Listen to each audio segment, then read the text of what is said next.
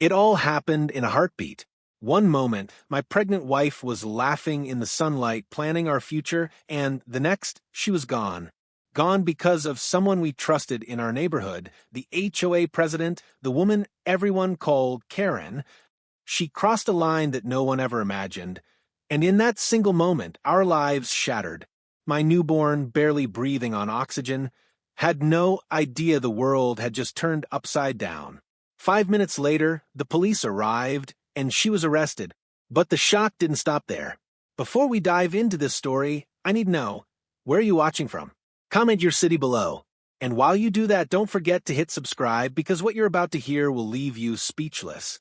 This isn't just a story of loss, it's a story of betrayal, suspense, and survival.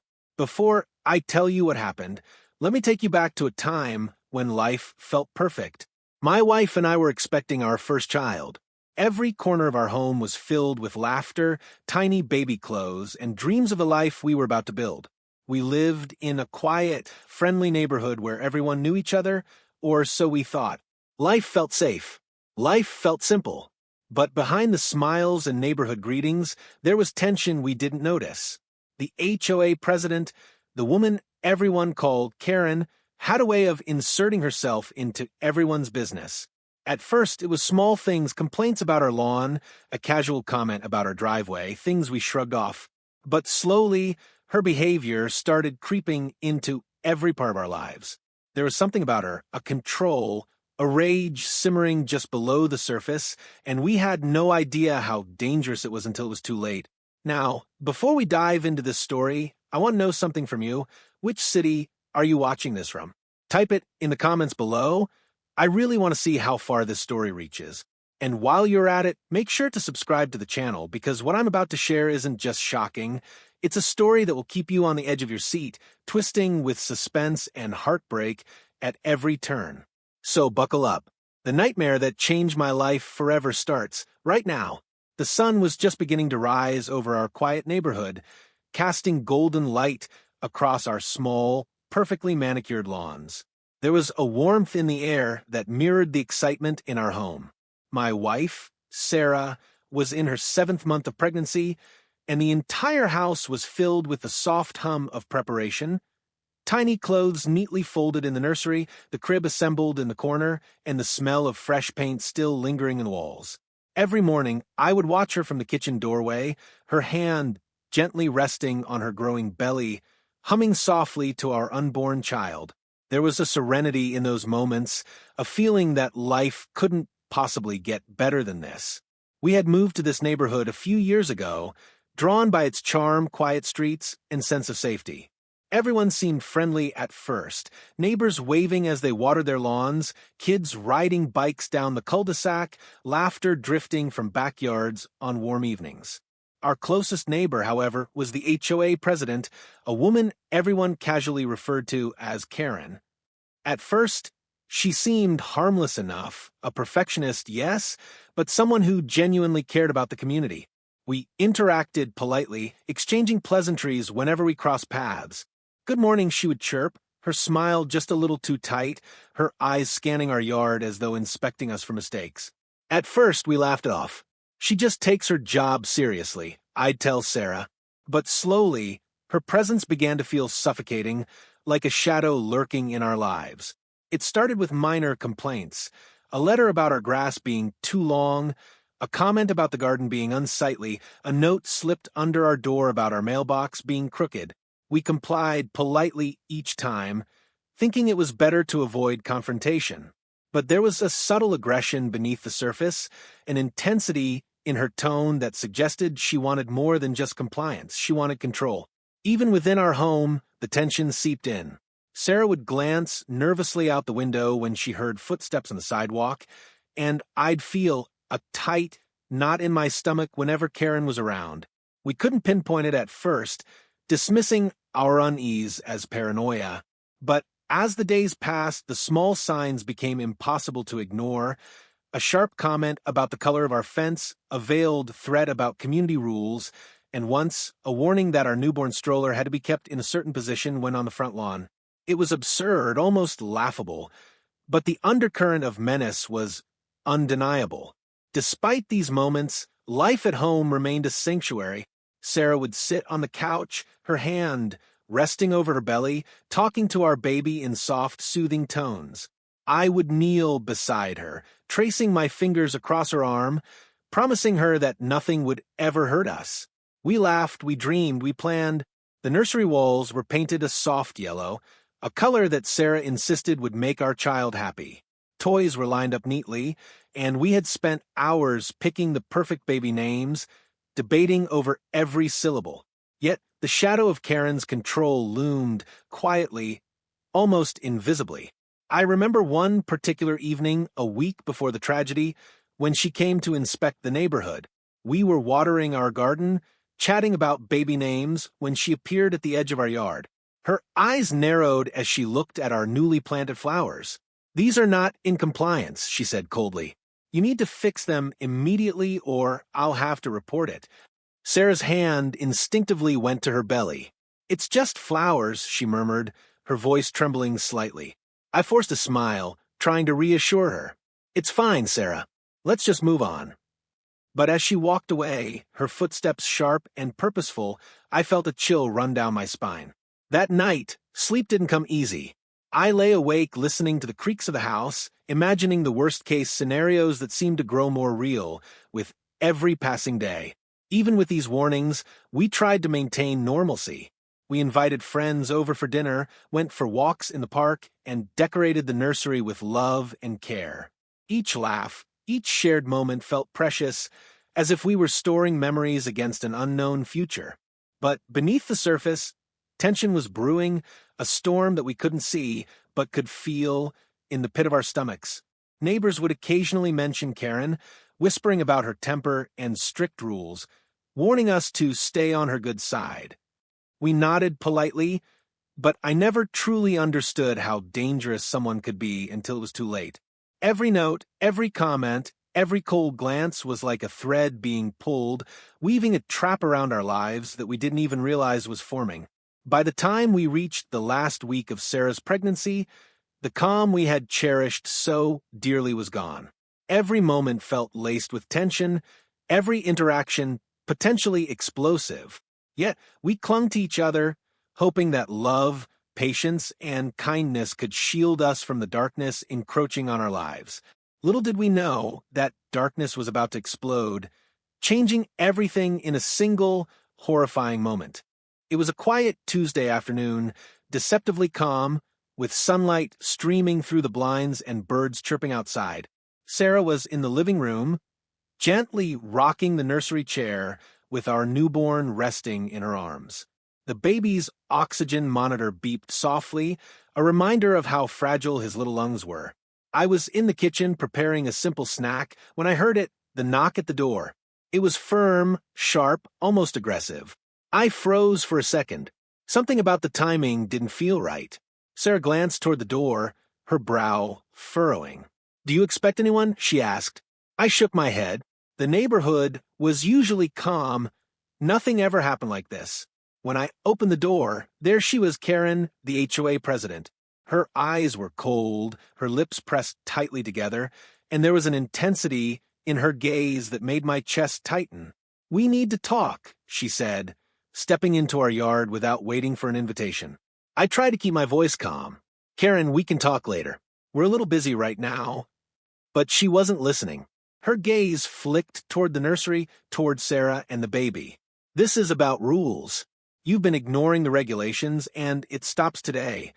Her tone was sharp, almost venomous. I tried to reason with her.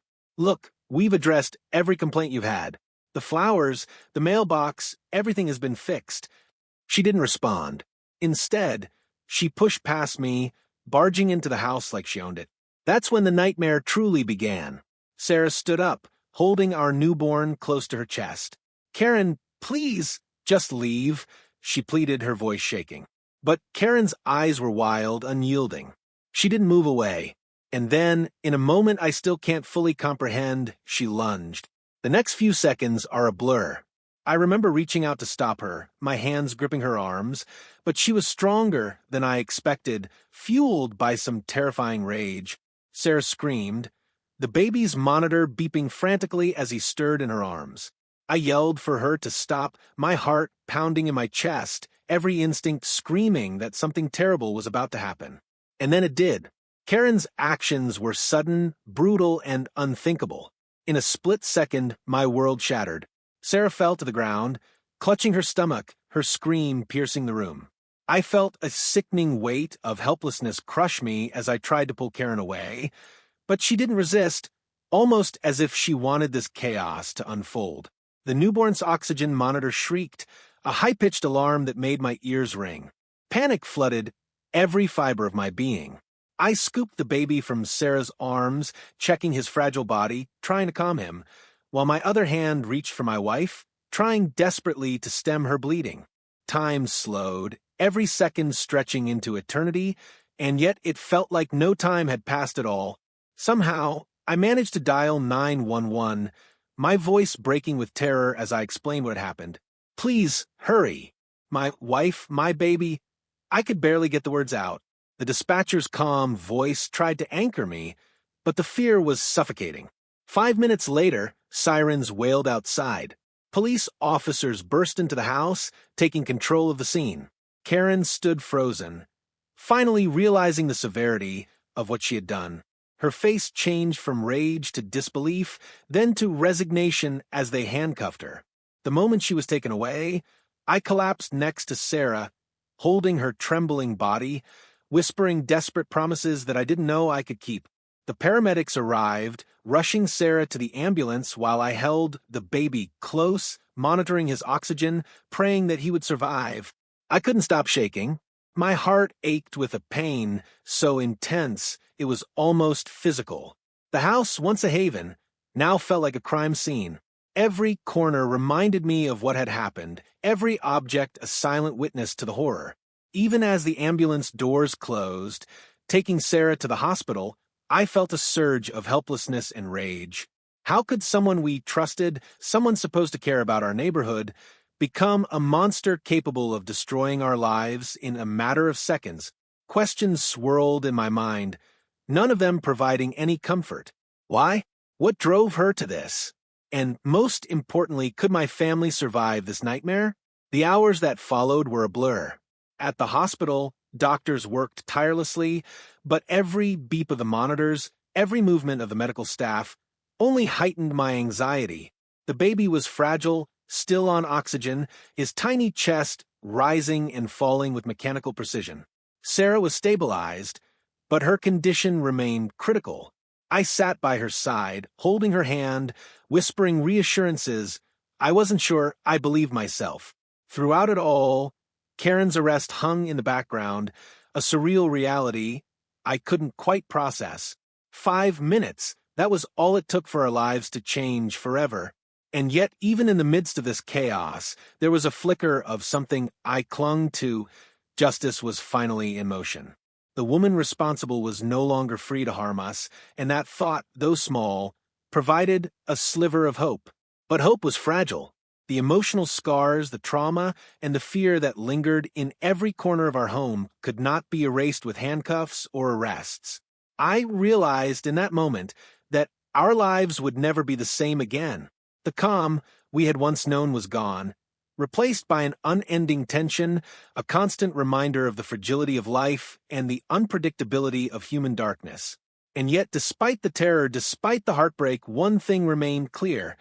I would fight with every ounce of strength I had to protect my family. We had survived the impossible once, and we would survive again. But little did I know, the nightmare was far from over. The ambulance sirens faded into the distance, but their echo remained in my mind, a haunting reminder of what had just happened. Sarah was gone, rushed to the hospital, and I was left with our fragile newborn clutched to my chest, his tiny fingers curling around mine, his eyes wide with confusion. The rhythmic beep of his oxygen monitor was the only sound that tethered me to reality, each alarm a jolt that reminded me how close we had come to losing everything. As I drove to the hospital, the neighborhood streets looked deceptively normal. The lawns were neat, the children played, unaware of the nightmare that had just unfolded in our house. I kept stealing glances at the baby in the car seat, whispering reassurances to him, though I barely had the strength to believe my own words.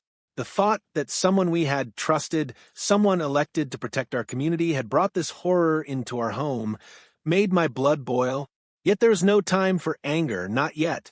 Survival for my wife and baby was all that mattered. When we arrived at the hospital, the chaos intensified.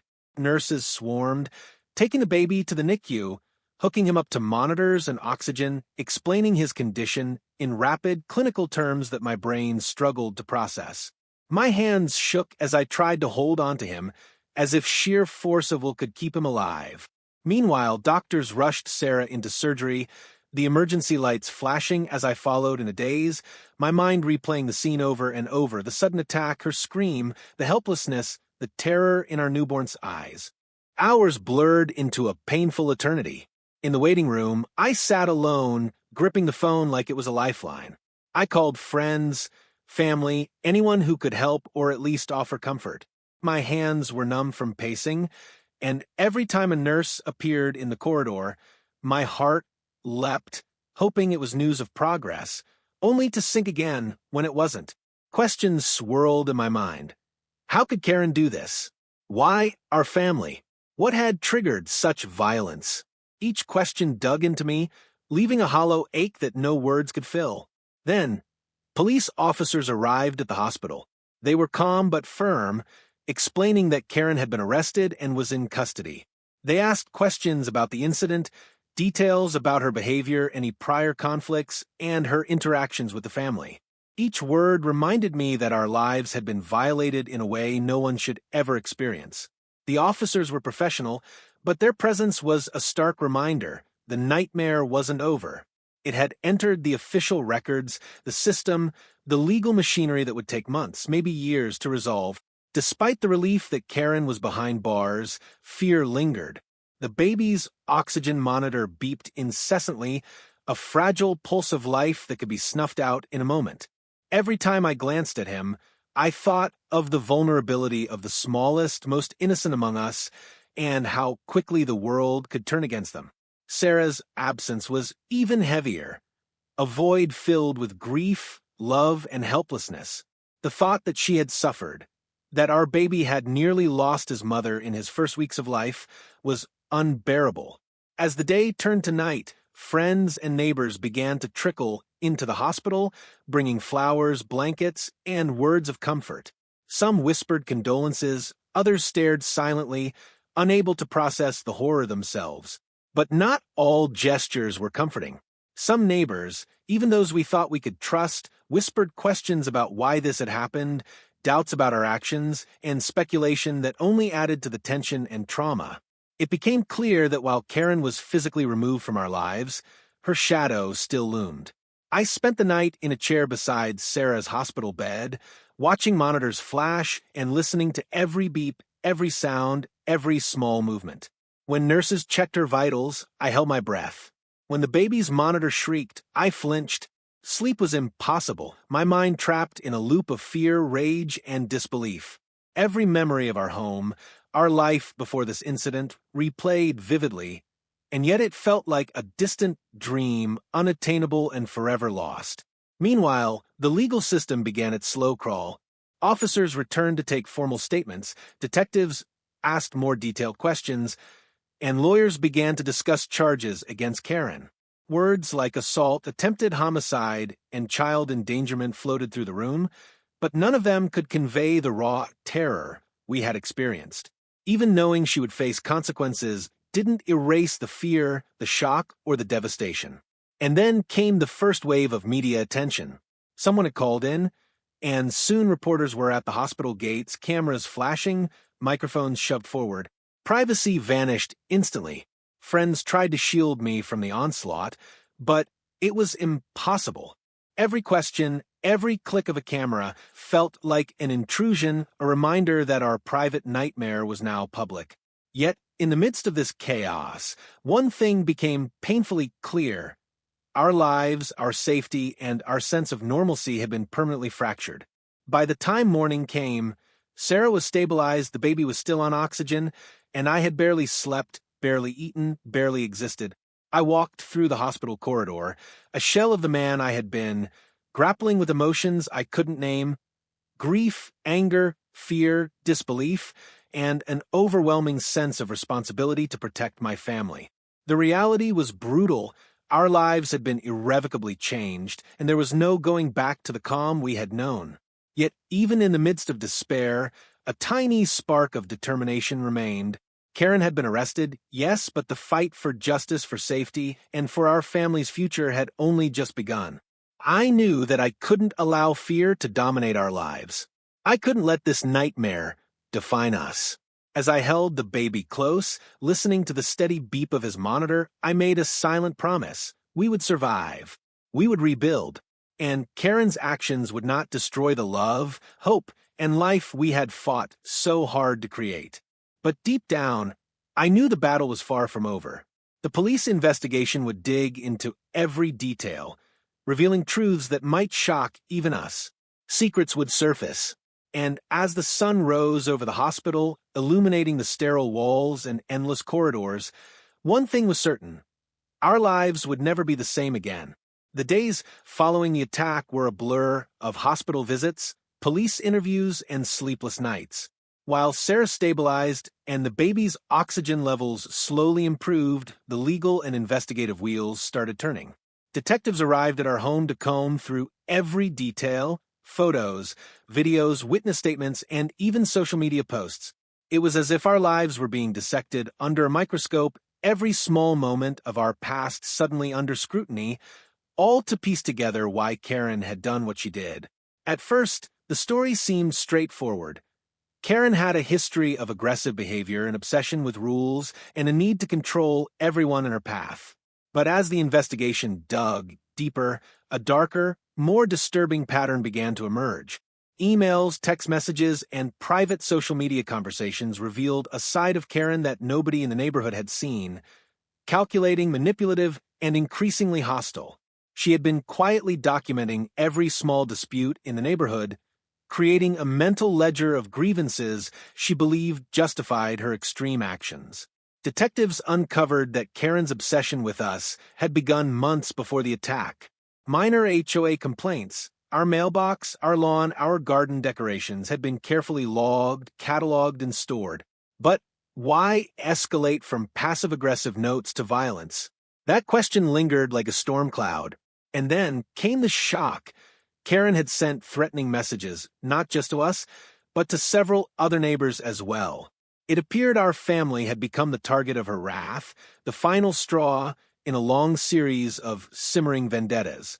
The detectives asked me to recount every interaction we had had with her. I remembered the sharp comments, the veiled threats, the invasive inspections, and the way she seemed to linger at our windows. Each memory was like reopening a wound, but it also painted a chilling picture of premeditation. This was no impulsive act. It was planned, calculated, and meticulously executed. The terror I had felt during the attack suddenly made sense. We had been under siege without even realizing it. Then came an unexpected revelation. While examining Karen's personal files, police found evidence of other suspicious activities. Complaints against neighbors that escalated suspiciously quickly, reports of harassment, and even indications that she had researched ways to cause harm without immediate suspicion. It was as though she had been building a blueprint for chaos, targeting families who dared to live life on their terms. The detective leaned over his notes, glancing at me gravely. "You were lucky," he said. "Most people wouldn't have survived an attack like this unscathed. She's dangerous." The more I learned, the more I realized how close we had come to losing everything. Our baby, already fragile, could have easily succumbed to oxygen deprivation. Sarah could have been gravely injured or worse. And all because a person with authority in our community had let rage, obsession, and control override basic humanity. I struggled to reconcile the image of the friendly, smiling neighbor everyone trusted with the reality of the woman who had tried to destroy our lives. But the twists didn't stop there. Further investigation revealed that Karen's motivations weren't purely personal. There were hints of financial disputes, power plays within the HOA, and a desire to assert dominance over anyone she perceived as stepping out of line. She had weaponized the very rules meant to maintain community safety, turning them into tools of fear and intimidation. Every new revelation made the world feel colder, stranger, and infinitely more dangerous. Even amidst the horror, there were small victories. Witnesses came forward, neighbors who had previously remained silent, corroborating our story, testifying about Karen's escalating aggression. Social media evidence was critical, exposing a pattern of manipulation, lies, and intimidation. Detectives worked tirelessly, piecing together the puzzle that explained what had seemed inexplicable. How someone so ordinary on the surface could harbor such darkness underneath. Through it all, I was forced to confront uncomfortable truths about human nature. How could someone live among us, smile at us, wave at us, and yet harbor the desire to destroy lives? How many other families had been victims without even knowing it? The questions were endless, the answers scarce. I also began to understand that survival wasn't just about escaping immediate danger. It was about recognizing the warning signs, understanding human behavior, and trusting your instincts when something feels wrong. As the investigation progressed, the legal team began building a strong case. Karen's premeditation, her prior harassment, and her documented obsession with us and other neighbors provided overwhelming evidence. Yet, despite the clarity of the facts, the emotional toll remained heavy. Every time I visited Sarah and the baby, I was reminded of what we had lost, not just moments of peace, but the sense of safety we had once taken for granted. By the end of the week, the community had begun to react. Neighbors who had previously ignored the subtle signs of Karen's aggression were now shocked and fearful. Parents spoke cautiously about letting their children play outside. Families whispered about what could have happened. And while Karen remained behind bars, the ripples of fear and distrust she had sown were just beginning to spread. It was in those moments, sitting by Sarah's hospital bed and holding our baby, that I realized the full magnitude of what had occurred. This wasn't just a personal tragedy, it was a cautionary tale, a reminder that darkness can exist anywhere, even in the most idyllic communities, that trust, while essential, can sometimes blind us to danger, and that vigilance, courage, and love are the only shields we have against such senseless violence. As I left the hospital that evening, exhausted, my mind raced with everything the detectives had uncovered. Karen's arrest was just the beginning. The story wasn't over. Legal battles, court hearings, and a search for justice loomed ahead. And deep inside, I knew that while we had survived, the journey to reclaim our lives and our sense of security was just beginning. The day Karen's court hearing arrived, a strange mixture of anticipation and dread settled over me. For months, life had been suspended between fear, anger, and grief. Sarah had slowly regained some strength, our newborn was stable, but the emotional scars ran deep. Walking into the courthouse that morning, I felt the weight of everything: the attack, the hospital nights, the helplessness, and the terrifying realization of how close we had come to losing our family. The courtroom was cold, sterile, and intimidating, filled with the hum of whispered conversations, the shuffle of papers, and the occasional sharp rap of the judge's gavel. Karen sat across from me, flanked by her attorney, her expression unreadable. But I didn't need to look at her to feel the tension. The air was thick with the memory of what she had done, the horror of that day, still vivid in my mind. The prosecution laid out the case with meticulous precision. Every threatening message, every documented grievance, every note Karen had sent, and every witness testimony painted a damning picture. The attack was not a random act of anger. It was deliberate, premeditated, and chillingly cold. Detectives testified about her obsessive documentation of our family, her escalating aggression, and the hidden hostility she had nurtured over months. Each detail was like a hammer blow to my chest, reminding me of how much danger we had been in and how close we had come to losing everything. Karen's defense tried to minimize her actions, claiming it was an accident or a misunderstanding. But the evidence was overwhelming. Texts, emails, and recordings left no room for doubt. the witnesses, neighbors who had previously feared her, bravely came forward to corroborate our story. Their courage was humbling, but it also made the reality undeniable.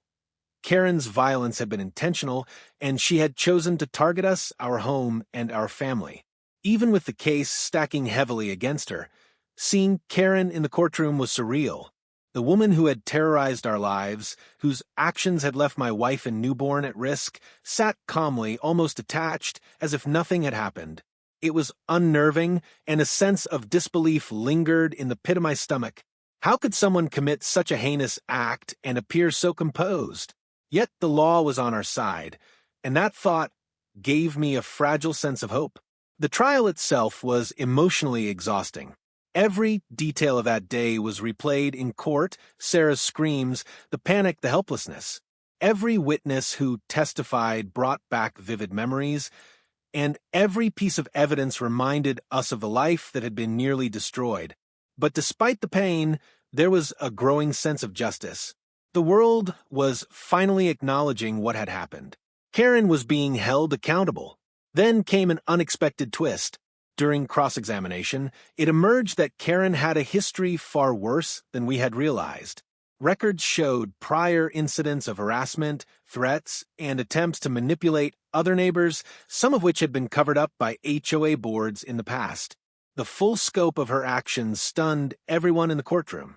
It wasn't just about us. It was a pattern, a dangerous obsession that had festered over years. The realization was chilling. How many others had suffered silently? How many lives had she threatened or controlled before ours? The courtroom fell silent, and I could feel the collective shock of everyone present. Despite the emotional toll, there were moments of relief. The judge, stern and unflinching, made it clear that Karen's actions had consequences. Protective orders were issued, legal safeguards were put in place, and her bail was denied. The courtroom proceedings sent a powerful message. No one, regardless of position or perceived authority, could escape accountability for harming innocent lives. Even after the legal victories, the aftermath was complex. Sarah needed continued care, both physical and emotional. The baby, though stable, required constant attention and monitoring. Our home, once a sanctuary, still felt haunted by the memory of the attack. Every creak, every shadow, every familiar sound brought back the fear and trauma of that day. Healing, we realized, would take far longer than the courtroom proceedings. Yet, there were moments of unexpected hope. Friends, neighbors, and even strangers reached out, offering support, sharing stories of resilience, and standing by our side. Their kindness reminded us that even in the darkest times, humanity could shine through. Slowly, we began to reclaim fragments of normalcy: walks in the park, quiet dinners at home, and watching our baby reach tiny milestones. These moments, though small, became powerful symbols of survival and resilience. And just when we thought the storm had passed, another revelation came.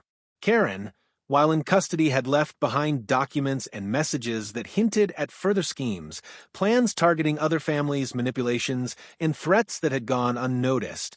It was a stark reminder that her reach extended beyond what we had experienced. The reality was unsettling. Justice for us did not guarantee safety for others. Awareness, vigilance, and community action would be crucial to prevent further harm. Through all of this, I realized that surviving an act of violence was only part of the battle. Rebuilding trust, reclaiming safety, and preserving the love and life that had almost been destroyed was an ongoing challenge. Every day brought new emotions: grief, anger, hope, and determination. But through it all, one truth remained.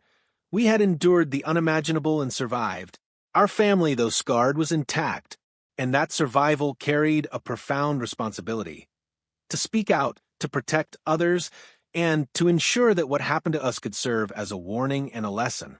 By the end of the trial, as Karen was sentenced and taken away, I felt a mixture of relief and sorrow.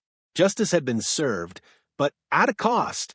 The emotional wounds, the fear, and the memories of that terrifying day would remain with us forever. Yet, there was a glimmer of peace. We had faced darkness and emerged stronger and more united than ever. And as I held Sarah's hand and watched our baby sleep peacefully, I knew one thing for certain. No act of cruelty, no matter how calculated, could break the bond we had built or erase the love that had carried us through the worst day of our lives. The days after Karen's sentencing were a strange mix of relief and emptiness. Relief, because justice had finally been served. Emptiness, because the life we once knew had been ripped apart in a matter of minutes. Walking through the now quiet streets of our neighborhood, I couldn't shake the memory of that horrifying day. The screams, the panic, the helplessness. Every familiar corner, every front yard, every tree seemed to carry an echo of what had happened. But even amid that emptiness, there was something else, a fragile sense of hope. Sarah was slowly recovering, her strength returning in small increments. Watching her cradle our newborn, whispering soft lullabies, I felt a surge of gratitude I hadn't allowed myself to feel for weeks.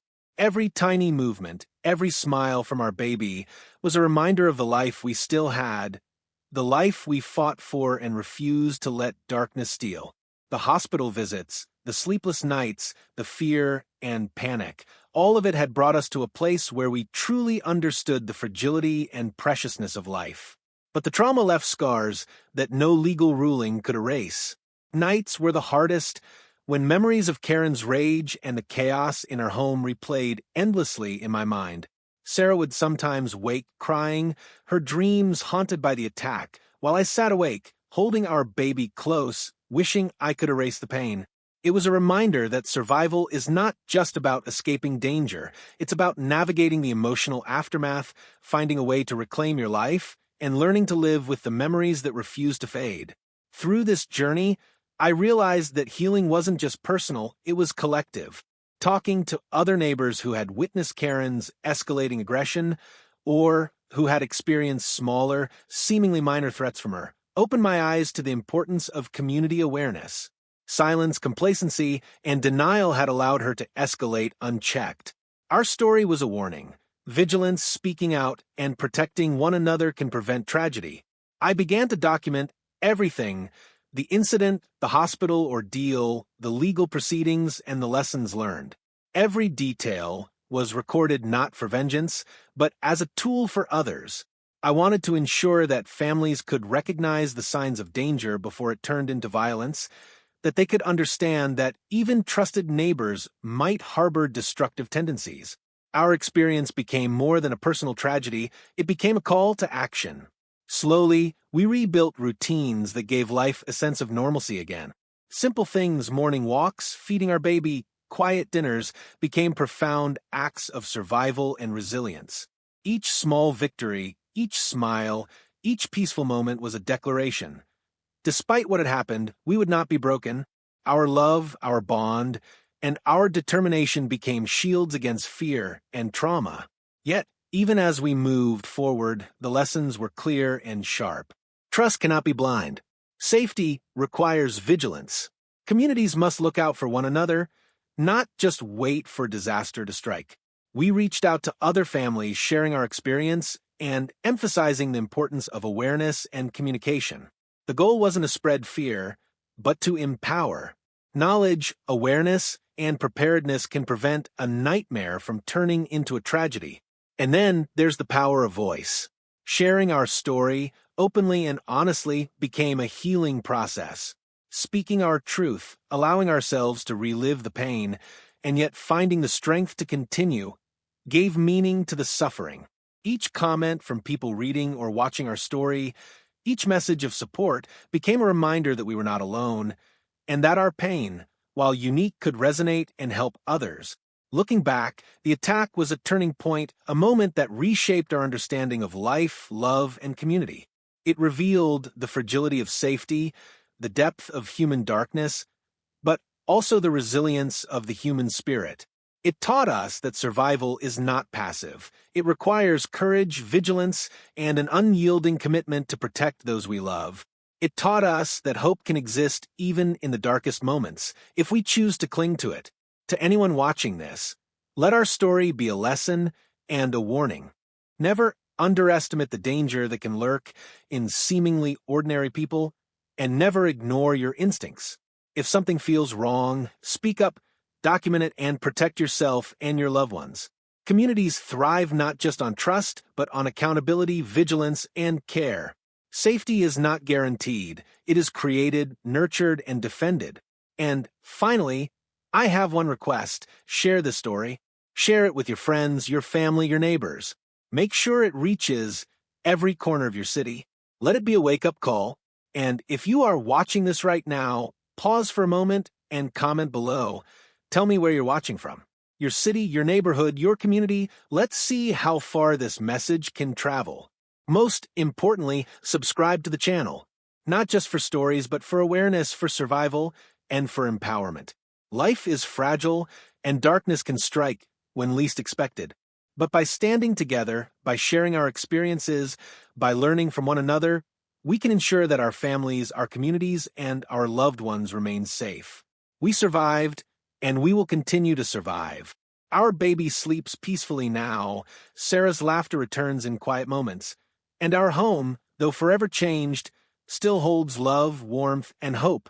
That's the message I want to leave you with. No matter how deep the darkness, there is always a path to light.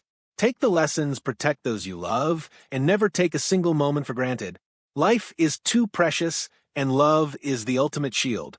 If this story moved you, don't stay silent. Share it. Comment below and tell me which city you're watching from. Let's see how far this message of awareness and survival can reach. Protect your loved ones, trust your instincts, and pay attention to the signs around you. Your vigilance could save a life. Subscribe to the channel for more real stories that warn, inspire, and empower. Share this video with your friends, family, and neighbors so they know how important it is to stay alert and watch out for one another. Life is fragile, darkness can strike anywhere, and love is our greatest shield. Stand together, speak up, and never take a single moment for granted, because surviving the impossible is just the beginning of reclaiming your life.